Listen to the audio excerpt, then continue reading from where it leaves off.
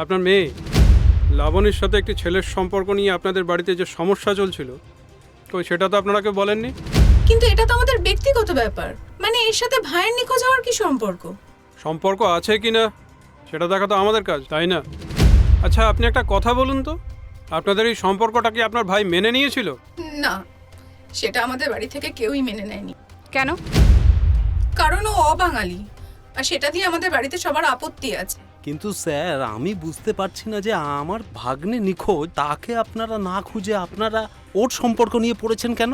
কারণ বিকাশের হারিয়ে যাওয়ার পেছনে আপনাদের পরিবার ছাড়া বাইরের কারোর হাত নেই, এটাই আমাদের ধারণা। বাহ, এ তো অদ্ভুত ধারণা। আপনারা ছেলেটার কোনো খোঁজ দিতে পারছেন না, অথচ উল্টে আমাদের ঘাড়ি দোষ চাপাচ্ছেন। এটা কি রকম? আচ্ছা, আমি বলছি যে আপনারা যে এগুলো বলছেন, আপনাদের কাছে কোনো প্রমাণ আছে? প্রমাণ আছে কি না আছে সেটা খুব তাড়াতাড়ি বুঝতে পারবেন। লাবণী, আপনাকে একবার আমাদের সাথে যেতে হবে। ও ও ও থানায় যাবে কেন?